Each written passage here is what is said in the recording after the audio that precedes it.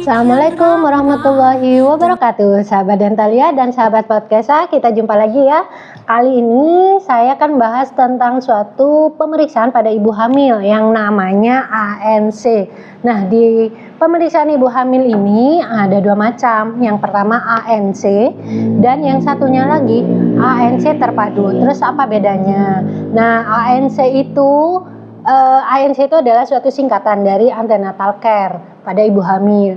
Nah, kalau pada ANC terpadunya, ANCT itu antenatal care terpadu. Yang dimaksud terpadu tidak hanya dilakukan oleh satu profesi. Kalau pada ANC biasanya kan dilakukan oleh bidan atau dokter SPOG.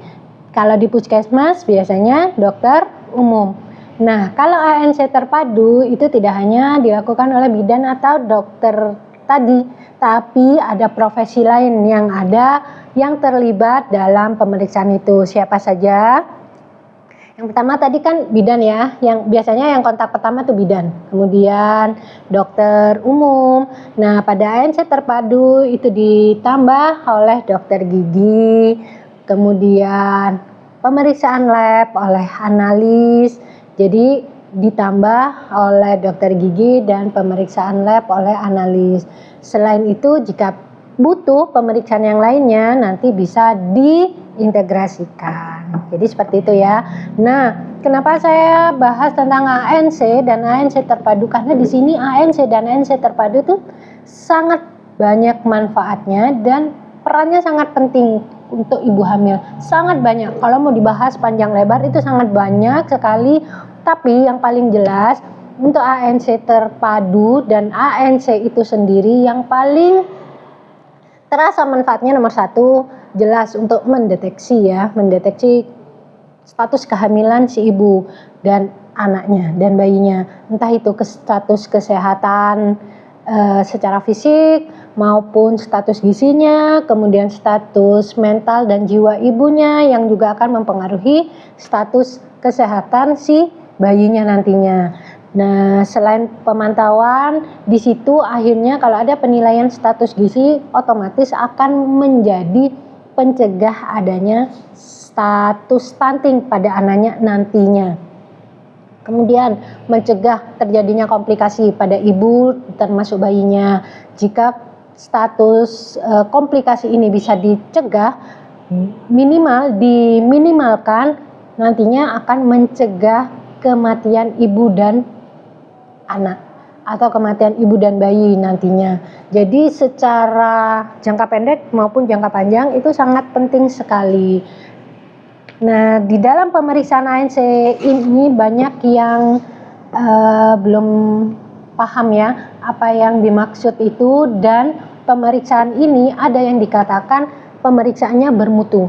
Pemeriksaan ibu hamil ini tidak hanya sekedar periksa saja, tapi ada yang dikatakan pemeriksaan ibu hamilnya itu berkualitas atau bermutu. Apa saja yang dimaksud pemeriksaan ibu hamil atau ANC itu yang dikatakan bermutu? Yang pertama harus memenuhi jumlah kunjungannya dan jenis pemeriksaannya. Nah, di dalam istilah medis jumlah pemeriksaannya itu kita kenal dengan K6. Jadi harus memenuhi standar K6. K6 itu kunjungannya 6 kali selama kehamilan. Jadi selama 9 bulan ibu hamil harus memenuhi K6 tadi. K6 itu tidak hanya asal kita kontrol aja pada kapanpun kita mau, tidak ya, tapi K6 itu di sini yang dikatakan bermutu juga harus sesuai standar. Rumusnya 1, 2, 3, artinya pada trimester 1, kehamilan sebelum 12 minggu itu harus check up atau kontrol atau kunjungan minimal 1 kali. Dalam 12 minggu itu minimal 1 kali. Jika kunjungannya atau kontak pertama dengan nakes, entah itu dokter umum di puskesmas, dokter spesialis, SPOG, ataupun dengan bidan desa itu dikatakan K1-nya bermutu jika dilakukan sebelum 12 minggu, antara 0 sampai 12 minggu kehamilan. Dan pemeriksaannya di K1 ini nantinya jika periksa ANC terpadu akan diperiksa oleh dokter di puskesmas ataupun di SPOG, itu ada pemeriksaan USG. Ini K1. Jadi K1 pun ada macamnya. K1 ini ada K1 akses maupun K1 murni. Yang dikatakan K1 akses, yang penting kunjungan pertama usia berapapun pada ibu hamil itu namanya K1. K1 akses. Kalau K1 murni, kunjungan pertama, kontak pertama ibu hamil dengan nakes yang dilakukan antara 0 sampai 12 minggu tadi. Yang dikatakan bermutu jika K1-nya murni, ya. Itu K1. Kemudian K2 dan K3 dilakukan pada trimester kedua. Pada trimester ketiga ini sudah bisa dilakukan 3 kali kunjungan. K4, 5, dan 6 itu dilakukan pada trimester ketiga. Pada trimester ke-1 antara 1 sampai 3 bulan, kemudian 3, 4, 5, 6 itu trimester kedua, 7, 8, 9 itu trimester ketiga. Nah, yang dikatakan bermutu jika K1, K2 dan sampai K6-nya itu sesuai dengan rumus tadi 1, 2, 3. Itu jumlah kunjungannya. Nah, di dalam kunjungannya itu terutama di kunjungan yang pertama tadi yang dikatakan bermutu jika kita memenuhi standar 10T. Nah, 10T itu apa saja sih? Sahabat Dentalia dan sahabat Podcasta, seluruh ibu hamil yang ada di Indonesia, nggak usah repot-repot untuk menghafal, semuanya ada di buku ini. Ini namanya buku kesehatan ibu dan anak, ini versi yang lama, dan ini buku KIA, buku kesehatan ibu dan anak yang versi yang terbaru. Dan semua ini didapatnya gratis. Di mana dapatnya? Di puskesmas. Yang periksa ke bidan desa pasti dapat ini, pasti dapat buku KIA ini, dan gratis. Di sini sudah ada tulisan gratis, ya. Nah, jadi ini kemarin sempat menjadi polemik, ya, sempat menjadi perbincangan hangat. Kenapa ibu hamil datang mau melahirkan tiba-tiba nggak punya buku KIA, yang disalahkan BPJS-nya, yang disalahkan dokternya, yang disalahkan nakesnya, sebagainya, ya. Nah, jika ibu hamil datang pertama kali kontak dengan nakes di puskesmas atau di bidan desa, nantinya akan diberi buku KIA ini. Dan semua riwayat kesehatannya ada di dalam buku ini. Semua riwayat pemeriksaannya ada di dalam buku ini, termasuk panduan-panduannya. Lengkap di sini. Yang versi terbaru ini lebih tebal lagi, lebih banyak, ya. Yang ini pun sebenarnya sama. Jadi di buku ini memuat tentang riwayat kesehatan ibu sejak kehamilan dari usia 0, sejak kontak pertama sampai melahirkan dan sampai bayinya nanti mendapatkan status imunisasinya, itu juga lengkap ada di sini, termasuk KMS segala macam. Ini grafik-grafiknya, ya. Di sini lengkap semuanya. Nah, dan di sini untuk anak laki dan perempuan pun juga dibedakan. Warnanya biru. Kalau yang untuk anak cewek warnanya pink. Nah, di sini sangat lengkap, status gizinya pun juga bisa dilihat di sini. Nanti setiap posyandu dibawa setelah anaknya melahirkan. Oke? Nah, sekarang kembali lagi ke 10T. Apa itu 10T? Nah, ibu hamil sekalian, tidak perlu repot-repot untuk menghafal. Di sini ada semua, ya. 10T yang pertama, yang dikatakan bermutu jika 10T ini semuanya didapatkan pada saat pemeriksaan. Yang pertama, timbang berat badan. Timbang berat badan. Ini setiap kontrol pasti dilakukan penimbangan, ya, untuk melihat apakah ada kenaikan BB-nya pada ibu hamilnya. Itu kan nanti dilihat status gizinya. Kemudian tinggi badan. Tinggi badan, kalau tinggi badan mungkin cukup sekali dilakukan, ya, karena kita kan tidak mungkin kalau ibu hamil, kalau sudah ibu hamil kecuali masih pertumbuhan. Kalau ibu hamil tinggi badan kan kecenderungannya tidak akan naik lagi. Jadi yang kedua tinggi badan. Kemudian yang ketiga itu menilai status gizinya pada ibunya dengan cara mengukur lingkar lengan atas atau mengukur lilanya ya. Nah, di sini ukuran lilanya dikatakan risiko kurang energi kronis jika lilanya kurang dari 23,5 cm. Jadi ini perlu diperhatikan. Untuk tekanan darahnya tadi dikatakan beresiko tinggi jika tekanan darahnya di atas 140/90. Jadi di sini sudah ada semua ya. Kemudian yang keempat, ukur tinggi fundus. Ukur tinggi fundus itu untuk mengukur status janinnya. Jadi mengukur tinggi fundus atau tinggi rahim itu juga akan menentukan status kesehatan janinnya.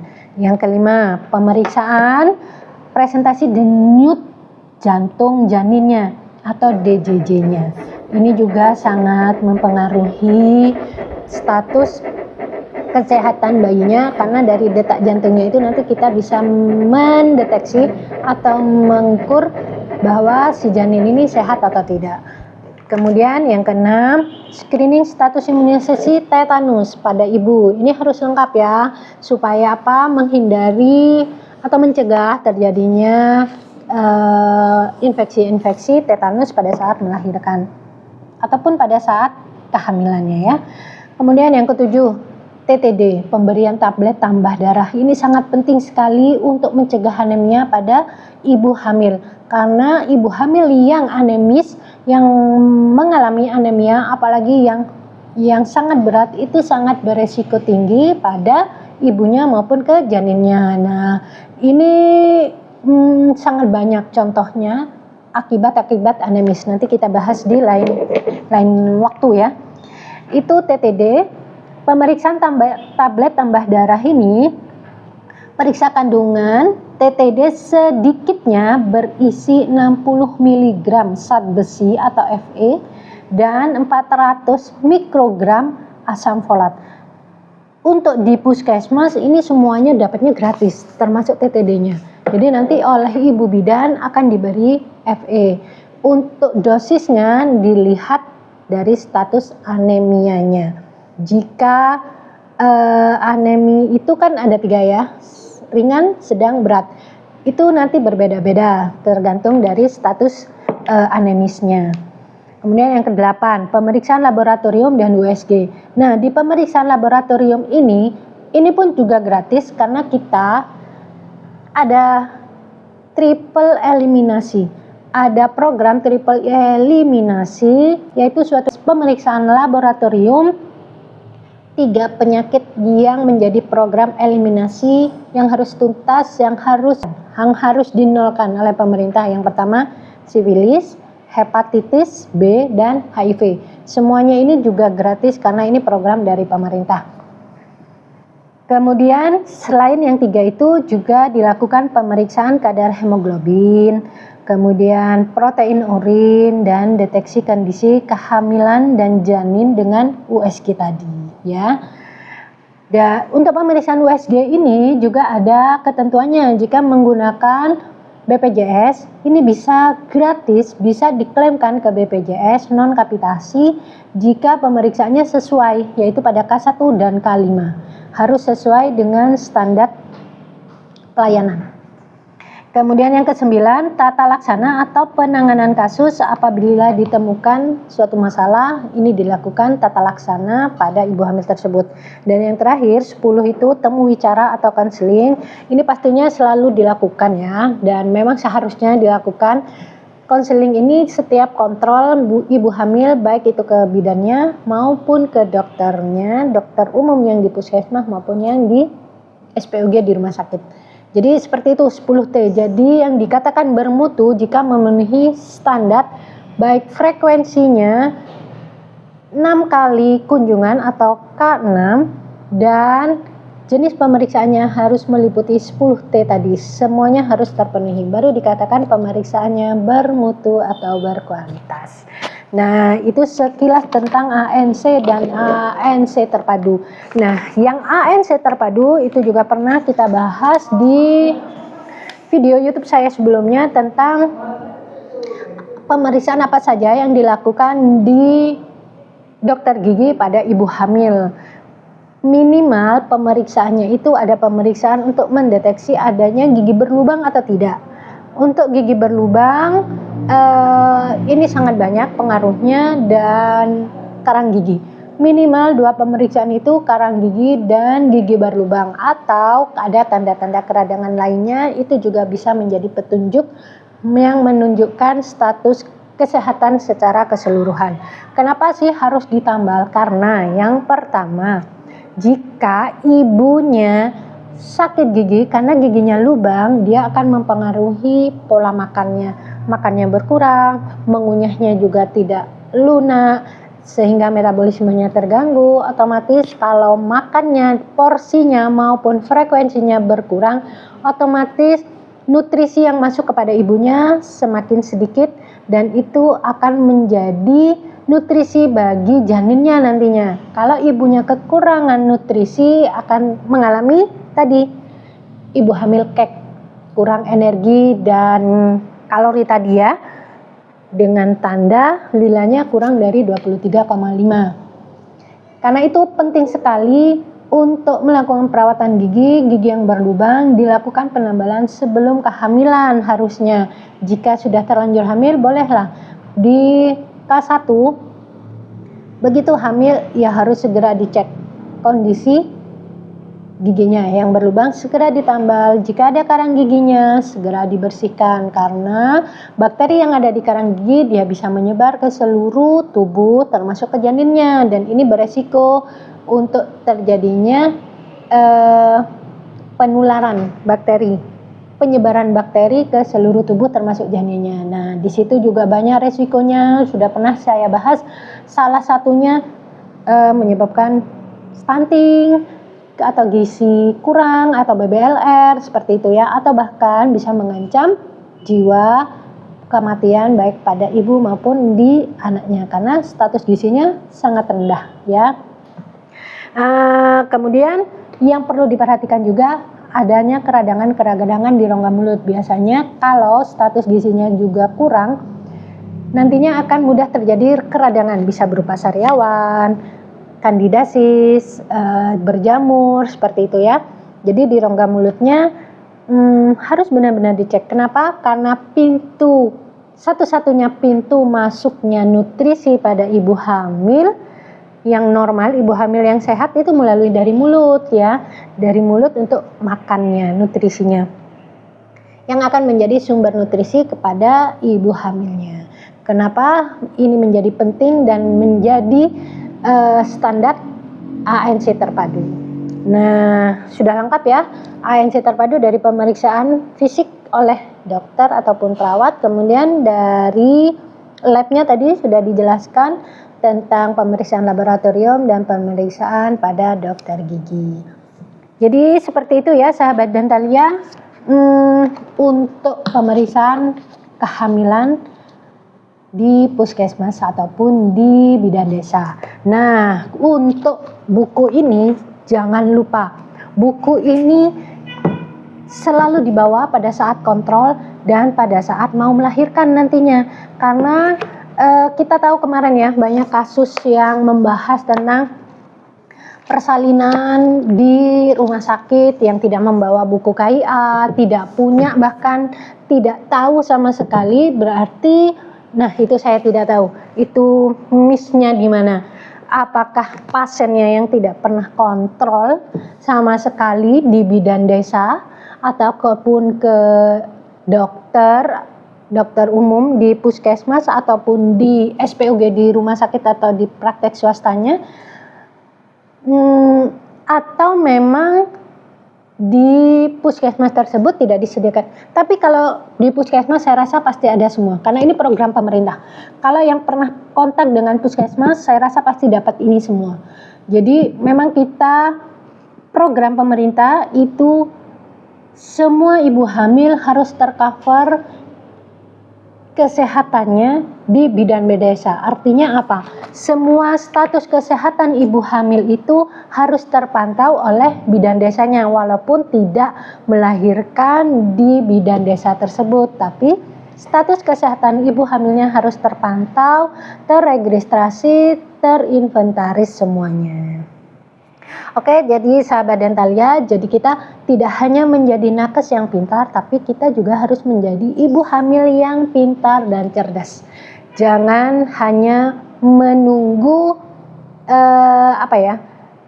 jangan hanya menunggu informasi saja, tapi kita mencari informasi untuk kesehatan kita sendiri. Oke, itu aja mungkin yang kita bahas kali ini tentang ANC terpadu buku kesehatan ibu KIA di puskesmas. Ini warnanya pink, sangat jelas ya. Nah, pentingnya lagi yang perlu saya sampaikan, apa sih pentingnya juga ANC terpadu ini? Jika dari ANC terpadu tersebut kita terdiagnosa risiko tinggi, jadi nanti dari hasil pemeriksaan itu nanti akan ada penggolongan tidak beresiko, beresiko, ringan, sedang, dan bahkan beresiko tinggi.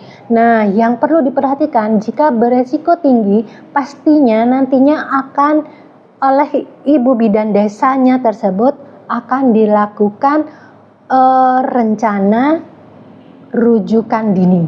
Jadi rujukannya itu sudah terencana secara dini, tidak terburu-buru, pemeriksaan labnya sudah dilakukan di awal, sudah disampaikan kepada keluarga, kepada yang otomatis yang bersangkutan ibu hamil, kepada keluarga, baik itu keluarga inti maupun keluarga mertua, orang tuanya. Jadi ini sudah direncanakan dari awal dan secara matang, sehingga pada saat mau dilakukan rujukan sudah tidak perlu pembahasan yang panjang lebar untuk diskusi dengan keluarga, dan tidak perlu gerusak-gerusuk, tidak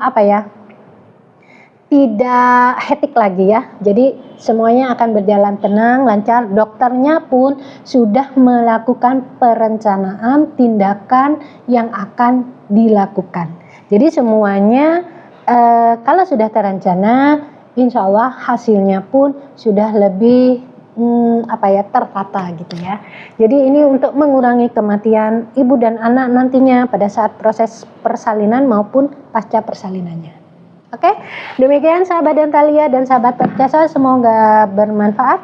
Yang mau bertanya atau menulis komentar, silahkan tulis di kolom komentar di bawah ini. Silahkan share kepada sahabat Dentalia dan sahabat Percasa, kerabatnya yang sedang hamil atau yang akan hamil atau yang merencanakan kehamilan. Silahkan di-share, semoga bermanfaat. Saya Dr. Gigi Holilia Saifiati.